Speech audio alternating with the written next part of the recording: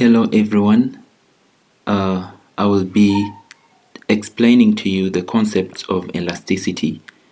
I will be looking at elasticity, magnitude of elasticity, determinants, as well as elasticity of substitution. Let's start by price elasticity. Price elasticity, here we are looking at generally how demand will change when the price of a good changes. In actual sense, it is the measure of responsiveness of a good's sales to change in its price. It is given by the expression below. EP is price elasticity is equal to percentage change in Q, which is quantity demanded, over the percentage change in P, which is the price. There are many factors that affect elasticity of demand. 6 of them are discussed below. Number 1 is availability of substitute goods.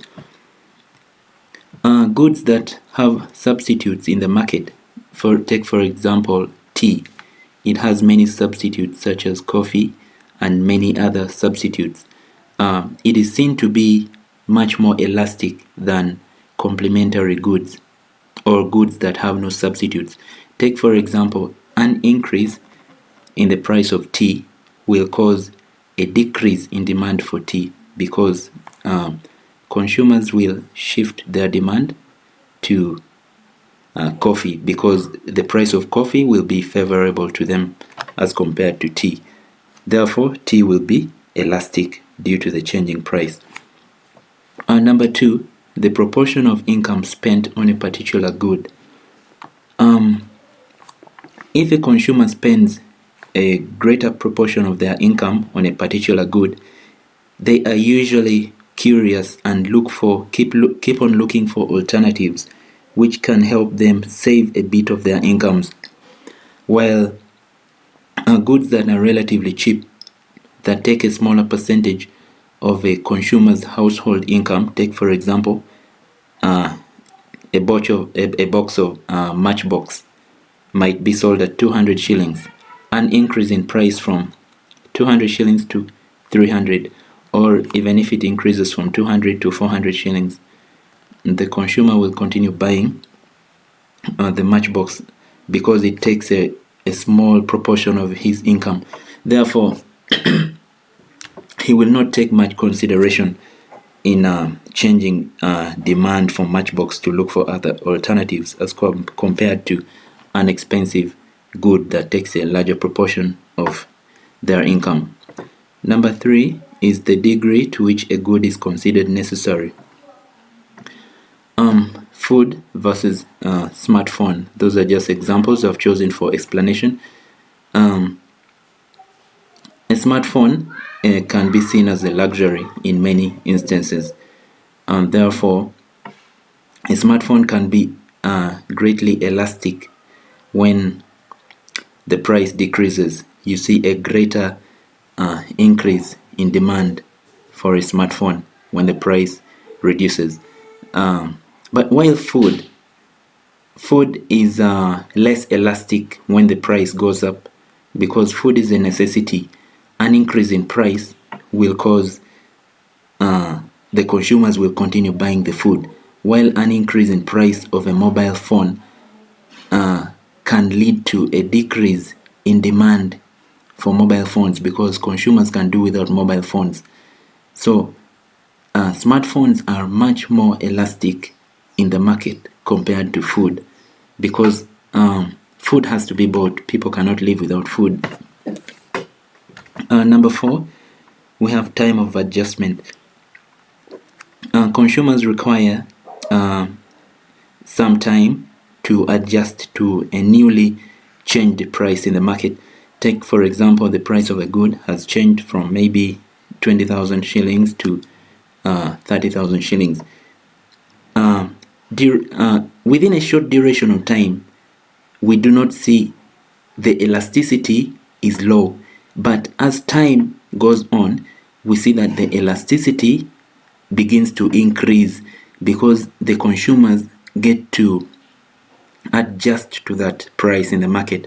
So with time, we see greater elasticity with time, but in a shorter duration of time, it is relatively inelastic. Then we have range of commodity use. Goods that have a wider range of commodity use, such as milk, have a higher level of elasticity with a changing price. You can see when the price of milk reduces maybe from 3,600 shillings a liter to 3,000 shillings. It is highly elastic because many people will actually tend to buy more milk because milk can be put to many other uses. But when the price of milk is increased, milk can be seen to be inelastic for an increase in price because milk is a necessity to many homes. You find that many babies cannot do without milk, so it is something that people cannot do without. Many people cannot do without. So milk is generally inelastic when the price is increased as compared to when the price is decreased. When the price is decreased, there is high elasticity because there is a greater change in demand. Then we have proportion of the market supplied. Elasticity of market demand depends on the proportion of the market supplied at the rolling price. If less than half of the market is supplied at the rolling price, price elasticity of demand will be greater than 1. And if more than half of the market is supplied, price elasticity of demand will be less than 1. There are many factors that affect elasticity of demand is measured in the following ways. Number 1, price elasticity. Number 2, cross price elasticity. Number 3, income elasticity. Number 4, advertisement elasticity. Number 5, price expectation elasticity. Let's start with number 1, price elasticity. This is a measure of sensitivity of demand with respect to price changes. You look at the price changes in the market. How does it affect demand? Does demand go up or come down? So demand can be measured in the following ways. Demand can be unitary elastic, where EP, this is price elasticity, is equal to 1. This is where there is a proportional increase in demand relative to a given change in price. The change in demand is proportional, is directly proportional to the change in price of the good. Take for example, some electronic products such as mobile phones. You find that when the price of mobile phones is reduced, you find that the demand can get to increase in a direction that is proportional to the change in price. So price elasticity will be equal to 1. Then we have elastic. Elastic is where we have the rate of change of demand is actually higher than the rate at which price has changed. Take for example, if you reduce prices of some goods in the market, or some goods being on promotion such as mobile phones, you can find that the demand for the good, the change of demand, is actually greater than the rate at which the price of the good has changed in the market. So there will be a greater demand because many people will be flocking to buy that particular good. Then we have inelastic demand being less than 1. Here we have a relatively low change in demand. Demand doesn't change as much as price is changing. Here we have goods such as diesel, petrol, gasoline, and drugs. Because now you see the price of fuel in the market, however much the price of fuel is increased, maybe to 8,000. Recently the price of fuel has been at almost approaching 9,000, but people continued to buy fuel because they couldn't do without fuel. This is a point where producers can get to maximize revenue. Another point is perfectly inelastic demand.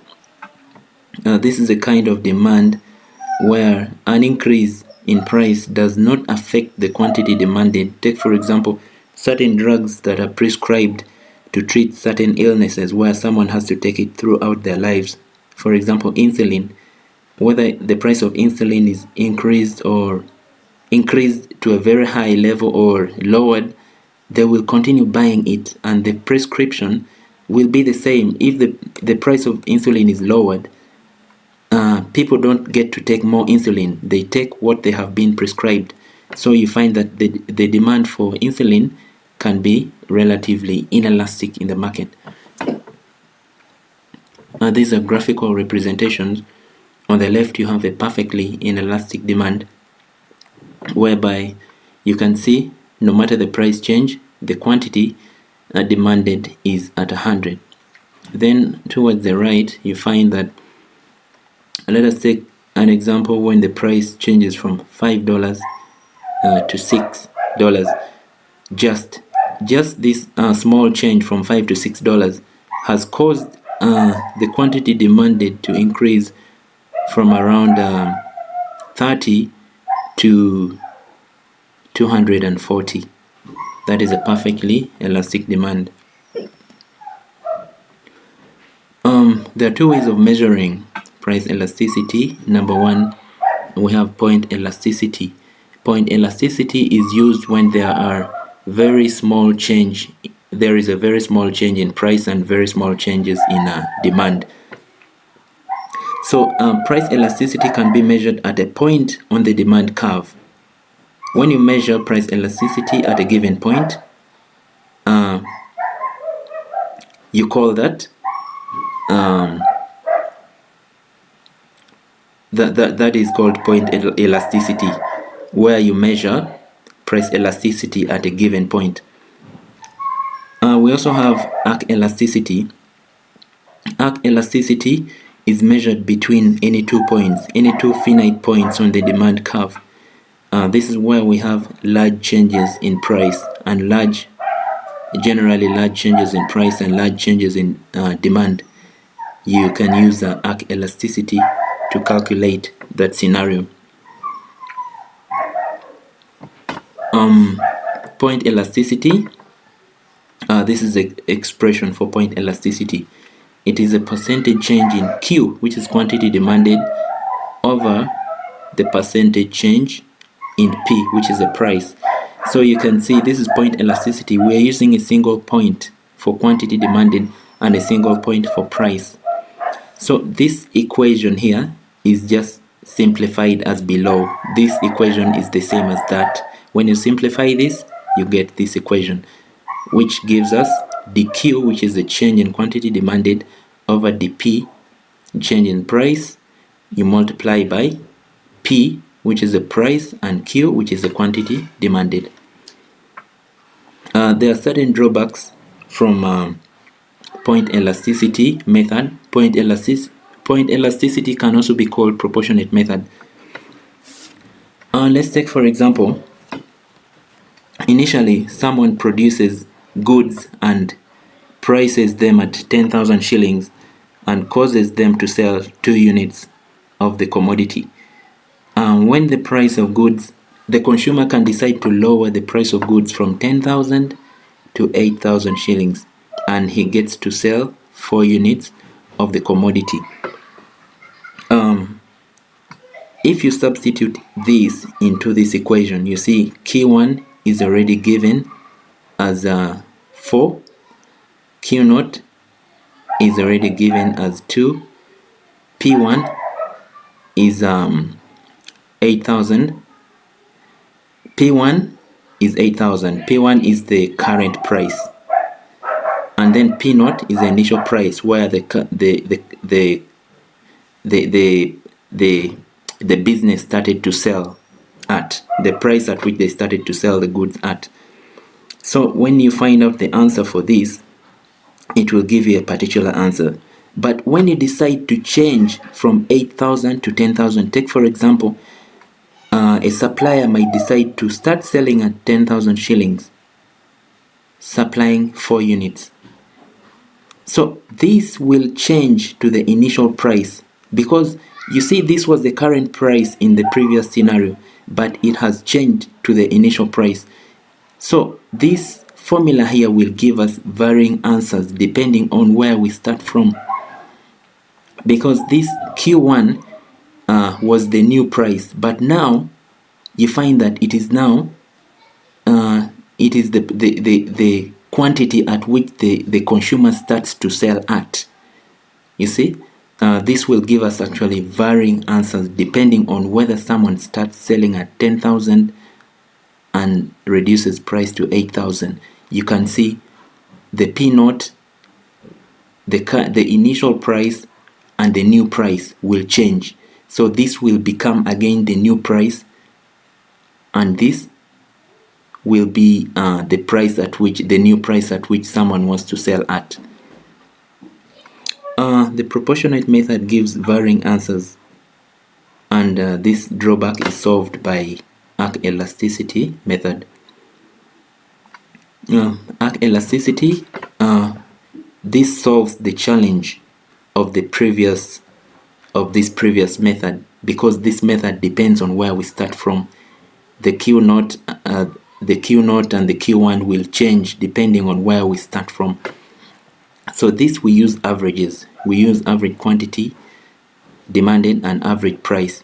So regardless of the starting point, elasticity will give us the same answer because we are using averages of the quantities and averages of the price. So this is this case this is used when we have a significant change in price and a significant change in demand. That is when we use this arc elasticity method. Applications of price elasticity. Price elasticity can help us to determine the optimal price in which we have to sell the good in the market. It helps us to maintain a good price, because since demand will change according to the changing price, certain goods have a great reduction in demand when you increase its price. So we have to know how to price the goods properly in the market to maintain demand and maximize production and maximize profits as well for the farm. Now, number 2 is maneuvering of price to maximize sales. Maneuvering price to this is where, for example, a farm can decide to maneuver its prices to fulfill business objectives. Take, for example, initially, when a farm takes on the production process, you have the cost of production will be increased. So a farm can decide to spread this cost of production to the consumers. So whether or not a farm will benefit from this increment in price will depend on 2 factors. It will depend on price elasticity of demand for the product. That is how high or low is the proportionate change in demand in response to a percentage change in its price. Then number 2, it will depend on the price elasticity of demand for its substitutes. So while maneuvering of prices to maximize sales, the company or the supplier should take that into consideration to know if they are able to maximize sales when they change the price. And then we're having cross elasticity. This is a measure of sensitivity of quantity demanded for one good to the change in quantity demanded of another good. Cross price elasticity can either be positive for substitutes.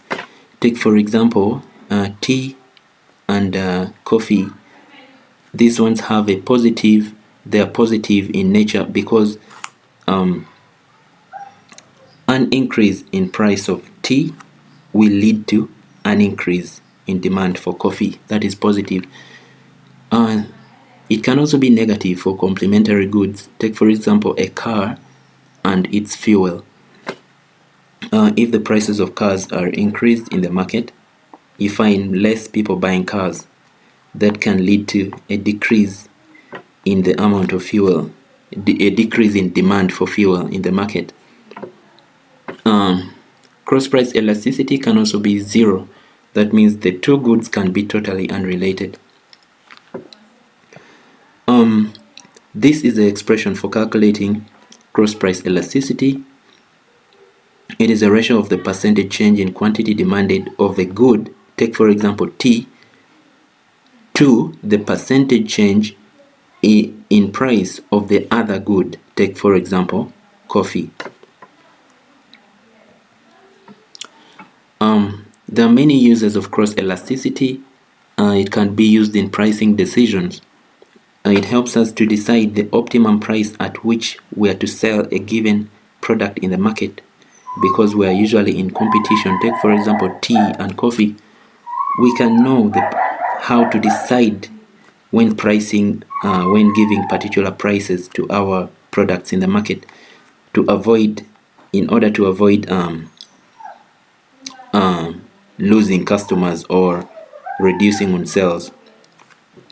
Then cross elasticity can also be used in forecasting and safeguarding against future fluctuations in prices of substitutes or complementary goods. Take for example, if we know that an increase in price of tea will lead to an increase in demand for the other product, we can be able to forecast and see what can we do in the future when coffee decide to reduce on their prices. What can we do to maintain competition in the market so that we cannot be kicked out? Take for example, if we are supplying tea, what can we do? We can forecast and safeguard against such fluctuations in the market. Then we have income elasticity. This is the percentage change in sales to changes in income, all other factors being constant. Income elasticity is given by the expression is a ratio of percentage change in quantity demanded to the percentage change in incomes. Income elasticity can also be equal to 1. That means sales move exactly in step with changes in income. That is a proportional change. That means sales move in a unit proportional change to a change in income. Then income elasticity can also be greater than 1, and that is for normal goods. A normal good is one where if the income of the consumer increases, they will demand more of the good. That is a normal good. It is sensitive to income. Then income elasticity can also be less than 0. That is for inferior goods, such as many people love buying second-hand clothes. Now this time around, when their level of income goes up, they decide to do away with second-hand clothes and opt for new clothes in the market. Uses of income elasticity in business decision making. Income elasticity can also be used to estimate future demand. You can be able to estimate future demand, and also you can be able to prevent overproduction or underproduction. If you have knowledge of income, the changes in income in the market, you can be able to produce goods that consumers will be able to consume, but not in excess and not being underproduced. So it helps us to prevent overproduction and also prevents underproduction. As we have seen in the previous slide, we were able to classify goods according to normal and inferior goods. Then determining price. Income elasticity helps us to determine the appropriate price at which we are to sell a good in the market, because a changing income, never know if you sell the goods at a very high price, consumers will not be able to purchase the goods at that price, and that will lead to a reduction in demand of the good. So this income elasticity helps us to determine the right price at which we are to sell the good. Government policy formulation, e.g. taxing cigarette companies. The government, this factor of income elasticity helps the government in formulating these policies. Take for example, the government may say, we want to increase our revenue. The government can look at those goods that are relatively inelastic. Goods that are relatively inelastic, they are those that many people cannot do without. So the government will know that when they increase taxes on certain goods such as cigarettes, they know that they will be able to get more taxes, and thus they will be able to get much more revenue as compared to elastic goods in the market. Advertisement elasticity of demand.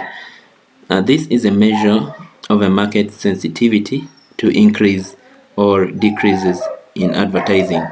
It helps us to determine the optimum level of advertisement expenditure in the market, so that we don't overspend, or we don't spend too little on advertisement in the market.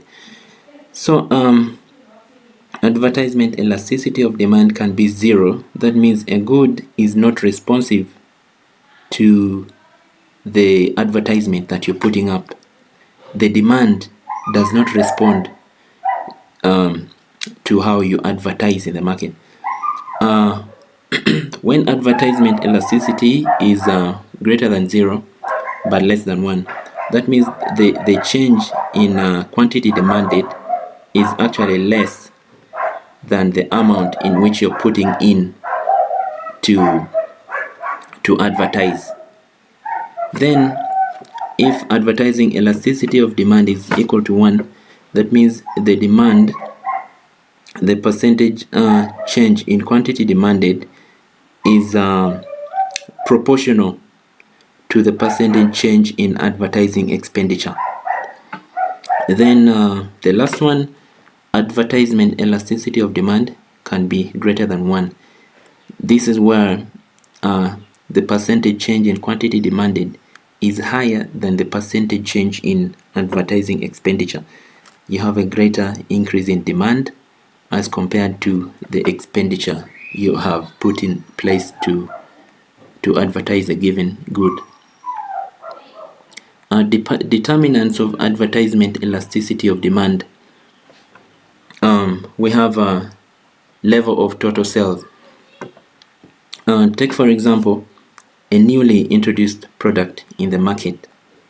Initially, when you advertise such a good, you find that advertisement elasticity of demand is very high, because people are getting used to this product. Many people want to buy it. Many people want to get to know new things. They want to buy and see what is it in the market that is new for us. But with time, you find that advertisement elasticity of demand will reduce with time, because this good will have been bought by many people already in the community. So the demand for such a good will not be as it was in the beginning. So we shall have a reduction in advertisement elasticity of demand with time, when goods have been now supplied to the community. Number 2, we have advertising by rival firms. This also determines the advertisement elasticity of demand. If we are having very many rival firms in the community, maybe advertising the same commodity also, we get to see the advertisement elasticity of demand is actually low. When you have many companies that are advertising the same commodity in the market. But when you have very few companies supplying the good in the market, you find that advertisement elasticity of demand is high, because you advertise and you get very many people responding to your company. You get very many clients turning up to your company because you have few rivals in the market, as compared to that which you have many rivals. Cumulative effect of a past advertisement. So advertisement elasticity of demand tends to increase with time due to the cumulative effect, but you find initially there is a low, the advertisement elasticity of demand is low, because initially maybe many people have not yet gotten to know about the product which is being advertised, but with time that cumulative effect will cause an increase in demand for the commodity. Then you also have other factors which affect demand for products, such as change in product price and also consumers' income. Elasticity of price expectation, given by EX. This refers to the expected change in future price as a result of the change in current price of the product. So it can also be greater than 1. Elasticity of price expectation can be greater than 1. In this case, the future change in price will be greater than the current change in price. And also, if EX is less than 1, that means the future change in price will be less than the present change in price. Then if elasticity of price expectation is equal to 1, it means the future change in price will be proportional to the change in current price. How important is elasticity of price expectation? It is very useful in formulating future pricing policy. For example, if if price elasticity is greater than 1, this will indicate that the producers will be able to sell more and at a higher price in the market. So businessmen will be able to adjust to this. They will be able to adjust their prices accordingly to maximize sales and maximize profits in the farm. Let us look at elasticity of substitution.